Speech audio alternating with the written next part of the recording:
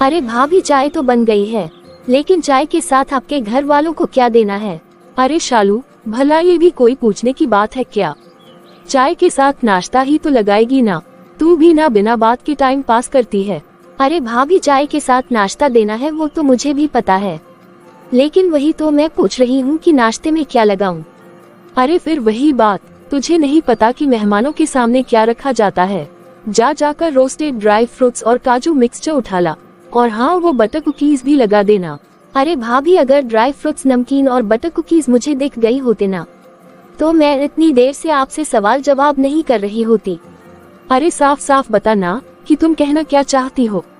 तुम ऐसे time pass क्यों कर रही हो? देख तो सही कितना काम वाला पड़ा हुआ है, और अभी तो सबके लिए लंच भी तो बनाना है। अरे मेरी भाभी, रैक में से रोस्टेड ड्राई फ्रूट, नमकीन, बिस्किट, कुकीज सब गायब है। वहाँ पर सिर्फ ये 10 वाला पार्ले जी का बिस्किट रखा हुआ है। अब आप कहो तो पार्ले जी बिस्किट लगा दूं चाय के साथ, वरना ऐसी ही सूखी सूखी चाय ले जाओ। क्या? अरे ऐसा कैसे हो सकता है? अरे सब सामान कहाँ चला जाएगा? तू रुक, मैं अभी माँ जी से पूछ कर आती हूँ। भाभी मम्मी जी तो 1 घंटे पहले ही कीर्तन में चली गई। क्या मम्मी जी कीर्तन में चली गई? लेकिन मम्मी जी तो कभी कीर्तन में नहीं जाती। उन्हें भजन कीर्तन करना कब से अच्छा लगने लग गया। अब ये तो जब मम्मी जी आएंगे ना तो आप उन्हीं से पूछ लेना। लेकिन फिलहाल की ताज़ा खबर ये है कि आपके घर से जब फोन आया था कि आपकी मम्मी पापा और भैया भाभी आने वाले हैं, उसके आधे घंटे बाद ही मम्मी जी कीर्तन में जाने का कहकर यहाँ से अफू चक्कर हो गई थी और बोल रही थी कि वो शाम से पहले वापस नहीं आने वाली। अरे तो फिर क्या करें? मेहमानों के सामने ऐसे ही पार्ले जी बिस्किट लेकर जाएगी क्या? अरे भाभी जल्दी बताओ ना क्या करूं, चाय भी तो ठंडी हुई जा रही है। अच्छा ठीक है, तू ये पार्ले जी का बिस्किट ले जा, और सुन मेरे कमरे में ना मूंग दाल की नमकीन रखी हुई है, फिलहाल वही लगा दे, बाकी देखते हैं। नीलू को ये बात बड़ी अटपटी लग रही थी कि मेहमानों के सामने परोसे जाने वाले रोस्टेड ड्राई फ्रूट आज अपनी जगह से गायब कैसे हो गए थे। फिलहाल तो नीलू और शालू घर आए मेहमानों की खातिरदारी में व्यस्त थी, इसलिए दोनों चाय नाश्ता लगाने के बाद लंच की तैयारी में जुट जाती हैं। 2-3 घंटे में लंच करने के बाद नीलू के घर वाले वापस अपने घर की ओर लौट जाते हैं। फिर 3 दिन बाद, अरे ऐसे कैसे सूखी सूखी चाय पी रही है? ये देख, यहाँ रोस्टेड काजू है। अरे मसाले वाली चाय है, एक बार ट्राई करके देख, इसके के साथ बहुत अच्छे लगते हैं। अरे नहीं नहीं निर्मला, तुझे पता है ना मुझे कोलेस्ट्रॉल की प्रॉब्लम है, और डॉक्टर ने डाइट प्लान बना कर दिया हुआ है, तो मैं ज्यादा तला भुना नहीं खाती। अरे मुझे पता है कि तुझे कोलेस्ट्रॉल की प्रॉब्लम है, लेकिन तू इसे निश्चिंत होकर ये काजू खा। इन्हें मैंने कोई घी या तेल में रोस्ट नहीं किया। अरे ड्राई रोस्टेड है सारे ड्राई फ्रूट, एयर फ्रायर से ड्राई रोस्ट किए हुए हैं। अरे भाई टेस्ट अपनी जगह है, लेकिन हेल्थ का ख्याल तो रखना ही पड़ता है। अच्छा ये वाली ना चॉकलेट कुकीज हैं, ट्राई कर, मैं इंदिरा मार्केट से लेकर आई हूँ, एकदम इम्पोर्टेड है। अरे यार मुझे तो चॉकलेट कतई पसंद नहीं, मैं ये मखाने ही खा लेती हूँ। हाँ बात तो तेरी सही है, ये उम्र की बात होती है, अब हमारी उम्र में कहाँ चॉकलेट अच्छा लगेगा। अच्छा तू ये बटर कुकी ट्राई कर, बड़ी टेस्टी है सच में। निर्मला अपनी सहेली अनुपमा को बड़े प्यार से टेबल पर बिछे नाश्ते को खिलाने के लिए जिद कर रही थी। ऐसा नहीं था कि निर्मला आज पहली बार किसी की आवभगत कर रही है, बल्कि निर्मला को तो मेहमानों की आवभगत करना बड़ा ही पसंद था। घर में चाहे कोई भी मेहमान आ जाए, उनके लिए वह एक से बढ़कर एक बढ़िया व्यंजन परोस और उनकी खूब आवभगत करती। निर्मला निवास कोई आम भारतीय परिवार नहीं था। चमन जी साड़ी वाले के नाम से निर्मला के पति चमन लाल की दामिनी मार्केट में बहुत बड़ी दुकान थी। कुल मिलाकर निर्मला अपना घर मेंटेन करने में कोई कसर नहीं छोड़ती थी, ताकि समाज में उसका नाम बना रहे। फिर कुछ दिन बाद, मम्मी जी मेरे पापा का फोन आया है, वो आज शाम को मुझसे मिलने के लिए आने वाले हैं। अरे वाह बहू, ये तो बड़ी अच्छी बात है, इसी बहाने मैं मिल भी लूंगी तेरे पापा से। फिर दोपहर के 4 बजे, अच्छा बड़ी बहू मुझे ना जरा सा काम है, मेरी एक सहेली है उसको कुछ इमरजेंसी हुई है, इसकी वजह से ना मुझे उसके साथ अस्पताल जाना पड़ेगा। छोटी के घर वाले आएंगे तो तुम जरा संभाल लेना। आप जाए माँ जी, मैं सब देख लूंगी, आप चिंता मत करिए। शाम के लगभग 5:30 बजे शालू के पापा और मम्मी उसके ससुराल पहुंचते हैं। अरे भाभी ये क्रॉकरी कहाँ चली गई, कहीं दिखाई नहीं दे रही। अरे क्रॉकरी छोड़, चाय तो तू ये वाले कप में भी लगा लेगी, लेकिन चाय के साथ देने के लिए स्नैक्स तो है ही नहीं। क्या आज फिर स्नैक्स गायब हो गए? ऐसा कैसे हो सकता है भाभी? हमेशा तो यही रखे रहते हैं, फिर आज ही कहाँ चले गए? अरे मुझे खुद समझ में नहीं आ रहा कि हमेशा ये क्या होता है। सस्ते से बिस्किट रखे हुए यहाँ पर। अब बताओ, मेहमानों के सामने ये बिस्किट ले जाते हुए हम अच्छे लगेंगे क्या? जब माँ जी की कोई सहेली आ जाती है तब तुम देखो कैसे माँ जी बढ़िया से बढ़िया चीज निकाल निकाल के टेबल पर सजाती है। और जब घर में हमारे रिश्तेदार आने वाले होते हैं तो माँ जी तो क्या, घर की क्रॉकरी, नाश्ते का सामान सब गायब हो जाता है। ये कोइंसिडेंस तो नहीं हो सकता, और ऐसा नहीं है कि ये सब पहली बार हो रहा है। अरे कई बार से मैं लगातार इस बात को नोटिस कर रही हूँ कि जब भी हमारे मायके से कोई आने वाला होता है ना, तो पहले तो माँ जी गायब हो जाती है और फिर उसके बाद घर का सारा सामान भी गायब हो जाता है। तुम्हें भी ये सब खटक नहीं रहा क्या? अरे सच बताऊं भाभी, जब मैं नई शादी करके आई थी ना, तभी से मुझे ये सब खटक रहा है, लेकिन माँ जी का लिहाज करके मैं कुछ बोल नहीं रही थी। मुझे ऐसा लगा कि शायद मैं जरूरत से ज्यादा सोच रही हूँ। ये सब कोइंसिडेंस हो सकता है कि अचानक से माँ जी का कोई काम आ गया हो, माँ जी कहीं चली गई हो। लेकिन अब तो मेरा भी यकीन करने का दिल कर रहा है। फिलहाल तू ना अपने मम्मी पापा के सामने चाय नाश्ता लगा, उसके बाद आज शाम को माँ जी से बात करती हूँ। फिर शालू के पापा के जाने के बाद, माँ जी एक बात बताए, हमेशा ऐसा क्यों होता है कि जब भी हमारे घर से कोई आने वाला होता है तो आपको अचानक कुछ जरूरी काम आ जाता है और आप घर से बाहर चली जाती हैं? अरे कैसे बेमतलब की बात कर रही है बहू तू? और तेरा मतलब क्या है? तू कहना क्या चाहती है? भला मुझे तेरे माँ बाप से मिलने में कोई परेशानी क्या है? और वैसे भी मैं बता कर तो गई थी ना कि मेरी सहेली को अस्पताल जाना है। मैं उसके साथ जा रही हूँ और कोई भी इमरजेंसी कोई बताकर तो आती नहीं है। ठीक है माँ जी, मान लिया कि आपको इमरजेंसी थी और आप अपनी सहेली के साथ अस्पताल गई थी, लेकिन ये बताए कि अस्पताल जाने से पहले घर की क्रॉकरी और मेहमानों के सामने परोसा जाने वाला नाश्ता, स्नैक्स सब कहाँ रख कर गई थी आप? तुम दोनों का दिमाग तो खराब नहीं हो गया क्या? बहू तुम दोनों सीधे सीधे मुझ पर इल्जाम लगा रही हो कि मैं क्रॉकरी छुपाकर जानबूझकर घर से भाग गई थी। अरे इतने भी कमजोर नहीं है हम लोग कि तुम्हारे माँ बाप को एक कप चाय ना पिला सके। तुम दोनों की दोनों कामचोर हो एक नंबर की। अरे इधर उधर रख दिया होगा सामान और जब नहीं मिला तो मुझ पर इल्जाम लगाने चली आई। मैं क्या अपने साथ बांध कर लेकर जाती हूँ क्या नाश्ता जो तुम्हें मिल नहीं रहा था? सास की बिगड़ती सरों को देखकर दोनों बहुएं बेचारी चुप होकर वहाँ से रसोई में चली जाती हैं। देखा भाभी आपने, जब हमने क्रॉकरी के बारे में पूछा तो माँ जी कैसे तिलमिला गई। शालू मैंने तुझे कहा था ना कि माँ जी से कुछ भी कहने का कोई फायदा नहीं है। अरे वो कभी अपनी गलती थोड़ी ना मान लेंगे। तूने देखा ना कैसे माँ जी उल्टा हम पर ही इल्जाम लगा रही थी कि हम इधर उधर रखकर भूल गए होंगे। अरे इतने साल से ये घर चला रही हूँ मैं, किसी और मेहमान के आने के समय तो कभी कोई गिलास कटोरी गायब नहीं होते। ऐसा क्यों होता है जब हमारे मायके से कोई आने वाला होता है ना, तो घर में ढंग के कप प्लेट दिखाई ही नहीं देते और ना ही नाश्ता। सिर्फ उसी दिन हर चीज का अकाल क्यों पड़ जाता है इस घर में? अगर ये बात सच है ना भाभी, तो ये वाकई बहुत शर्म की बात है। माँ जी हमारे घर वालों के साथ इतना सौतेला व्यवहार करती है। अरे हमारे घर वालों को इनके घर के नाश्ते और खाने की भूखे हैं क्या? अरे हमारे घर वालों ने आज से पहले क्या कभी काजू बादाम नहीं खाए क्या? बल्कि ये तो एक सम्मान होता है कि मेहमान के सामने इंसान बढ़िया से बढ़िया नाश्ता लगाता है। भला मेहमान कौन सा पूरा खाकर खत्म कर देते हैं? भाभी आप भी वैसे जानती है कि मेरे पापा तो इतने उसूलों वाले हैं कि बेटी के घर का पानी भी पीना पसंद नहीं करते। वो तो मैं ही किसी तरह अपनी कसम देकर चाय नाश्ता कराती हूँ।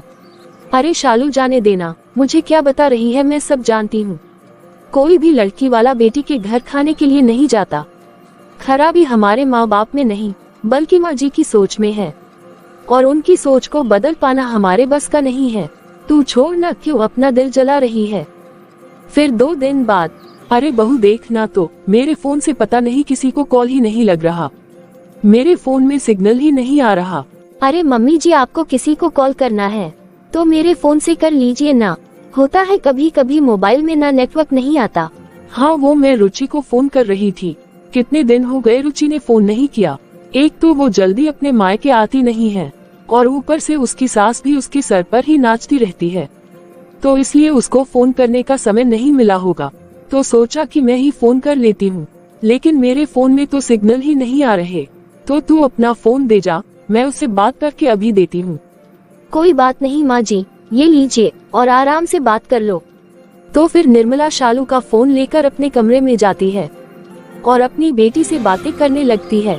फिर दूसरे दिन, भाभी मैं आपको कहती थी ना कि जब हमारे घर वाले आने वाले होते हैं तो माँ जी जानबूझकर सब कुछ छुपा कर जाती है। देखो मुझे इसका आज प्रूफ भी मिल गया। अरे छोटी क्या बात कर रही है, कैसा प्रूफ मिल गया तुझे? मुझे भी दिखा तो जरा। अरे भाभी दिखाने वाला प्रूफ नहीं है, सुनने वाला है। सुनने वाला है मतलब कि किचन में तो माँ जी मिनट मिनट पर आकर झांक कर जाती है। हाँ वो तो है, लेकिन बात क्या है? भाभी सब छोड़ो, आप मेरे कमरे में चलो, मैं आपको सब कुछ सुनाती हूँ। अपनी देवरानी की बात सुनकर नीलू उसके साथ उसके कमरे में पहुँच जाती है। अरे शालू दिखाना ना जल्दी से कि क्या सबूत है, इतना सस्पेंस क्यों क्रिएट कर रही है?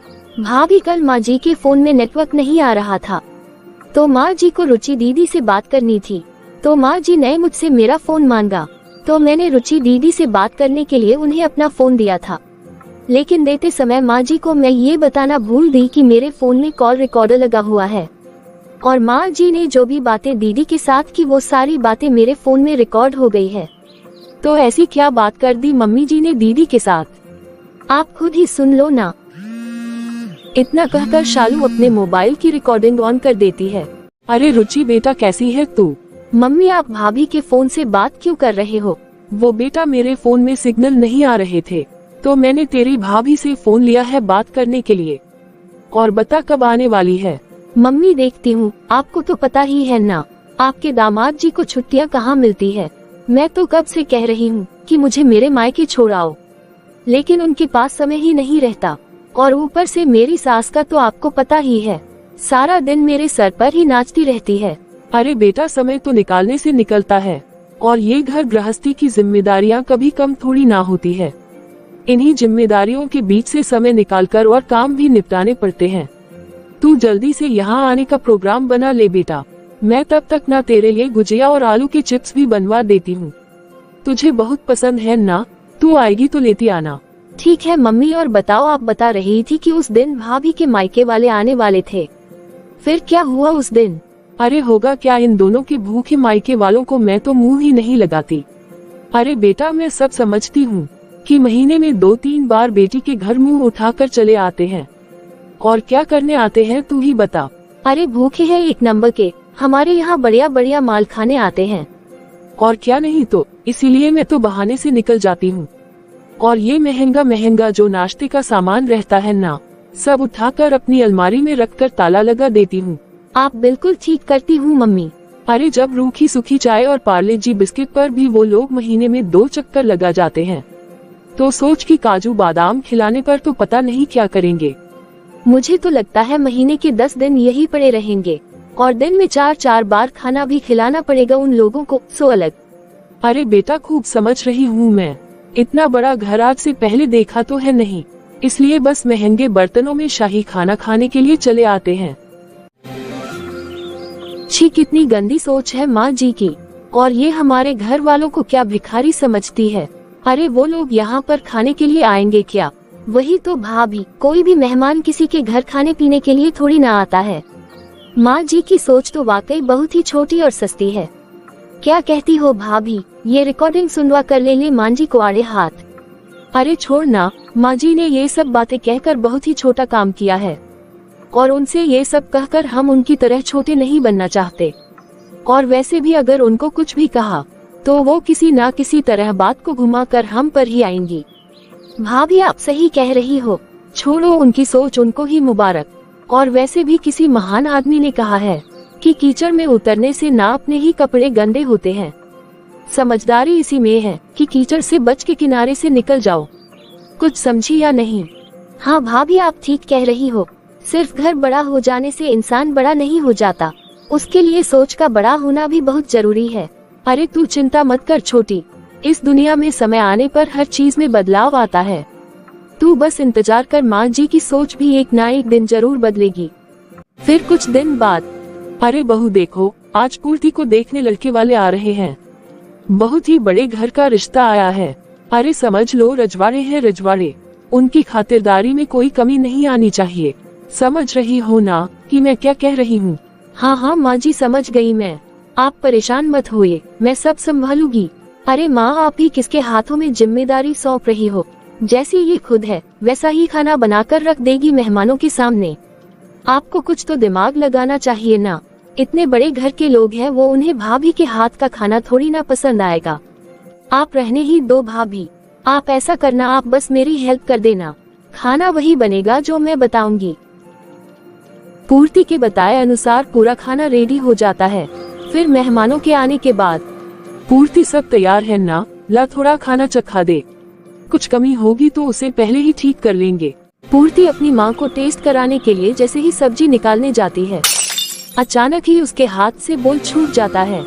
अरे क्या कर दिया तूने, सारा खाना फर्श पर फैला दिया, सारी सब्जी खीर और मिठाई सब में गिरा दी। अब मेहमानों के आगे क्या परोसे, इतनी जल्दी तो दोबारा खाना भी नहीं बन पाएगा। हे भगवान, अब मैं क्या जवाब दूंगी मेहमानों को, आज तो बड़ी बेइज्जती हो जाएगी। माँ जी अब घबराने से कुछ नहीं होगा, जो हो गया सो हो गया, और मेहमान भी आ चुके हैं। आप जाकर उनके साथ हॉल में बैठिए। पूर्ति दीदी आप भी जाए माँ जी के साथ, हम दोनों कुछ करते हैं। अरे क्या करोगी तुम दोनों, ये रिश्ता तो समझो गया हाथ से। माँ जी हम पर भरोसा रखिए, कुछ नहीं होगा। बहू की बात सुनकर निर्मला जाकर मेहमानों के साथ बैठ जाती है, लेकिन अभी भी उसकी धड़कनें बढ़ी हुई थी। लगभग 1 घंटे के बाद, डिनर तैयार है, आप लोग खाने के लिए आ जाए। निर्मला शालू की ओर हैरानी से देख रही थी। खा पीकर कुछ देर बाद मेहमान वापस लौट गए। फिर मेहमान के जाने के बाद, अरे बहू इतनी जल्दी खाने का इंतजाम कैसे हुआ? हमारे लोकेशन पर तो ऑनलाइन खाना ऑर्डर करो, तब भी डिलीवरी में 1.5 घंटे से ज्यादा टाइम ले जाता है। माँ जी शालू ने अपने भाई को फोन किया और सारी बात बताई। शालू के भैया के खास दोस्त का अपनी ही एरिया में 3 स्टार होटल है। भैया ने जाकर फटाफट फूड पैक कराया और यहाँ पहुँचा दिया। ऑर्डर देकर खाना लेने में तो काफी टाइम लग जाता। तेरा बहुत बहुत धन्यवाद बहू, मुझे माफ कर दे, मैंने हमेशा तुम दोनों के मायके वालों का अपमान किया है। फिर भी मेरा मान सम्मान बचाने के लिए तेरे भाई अपना सब काम छोड़कर दौड़े चले आए। मैं अपने किए पर बहुत शर्मिंदा हूँ बेटा, शायद मुझे मेरे किए की सजा देने के लिए ही भगवान ने आज ऐसी परिस्थिति में फंसाया। आप माफी मत मांगिए माँ जी, बस आपको अपनी गलती का एहसास हो गया, अब हमारे लिए इतना ही काफी है। अपनी बहुओं के मुंह से ऐसी बात सुनकर निर्मला बहुत ही हैरान हो जाती है और वो अपने किए पर बहुत ही शर्मिंदा थी। फिर वो कभी भी उनके साथ बुरा बर्ताव नहीं करती और सभी खुशी से मिलकर रहते हैं।